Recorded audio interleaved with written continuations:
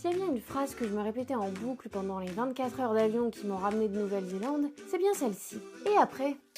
Et oui, on parle de l'avant, on parle du pendant, mais qui parle de l'après? Alors j'ai cherché. Il y a ceux qui prennent leur pays d'origine pour une salle d'attente entre deux pays. Puis il y a ceux qui reprennent juste leur vie comme avant, en gardant ça comme un joli souvenir quoi. Mais moi j'avais pas trop envie de voir cette année-là comme une parenthèse, une pause dans ma vie, une bulle échappatoire pour repousser la vie d'adulte, le CDI, le prêt, l'appartement, le loyer. Ah, la van life. Parce que ne vous méprenez pas, la Nouvelle-Zélande ce n'était pas que des vacances. Il y a eu bien sûr beaucoup de kiwis, beaucoup de kiwis, des amis, des amours, des emmerdes, et beaucoup d'emmerdes. Bref, tout ça pour dire que je ne suis pas revenue avec les mêmes habitudes que j'avais avant de partir, forcément. Sans vous dire que ce voyage m'a radicalement transformée et que je suis quelqu'un de totalement différent, il y a quand même 2-3 trucs qui ont changé. La passion, le rêve, ça, par contre, ça n'a pas bougé. Je suis partie avec une caméra à la main, et elle est toujours scotchée là, juste avec 2 ou 3 terras de plus. Alors je me suis demandé, qu'est-ce que je pourrais bien apporter ici-bas d'un peu différent? Puis j'ai réalisé que j'avais pas envie de raconter ce que ce voyage m'a fait. En fait,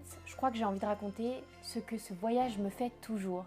T'as appris à écrire, aujourd'hui t'as plus vraiment besoin de savoir comment tu l'as appris, tu le fais, c'est tout. Bah c'est un peu ça l'idée. J'ai appris 2-3 trucs en Nouvelle-Zélande, j'ai pas envie de les oublier, j'ai envie de les mettre en pratique tous les jours. Alors voilà, je me lance, je vais raconter comment j'emporte tout ce que j'ai appris en Nouvelle-Zélande, ici en France, dans mon quotidien de vidéaste indépendante. On va quand même essayer d'oublier la compétence accident de voiture et tâcher de pas conduire à gauche. Parce que la seule vraie conduite c'est à droite.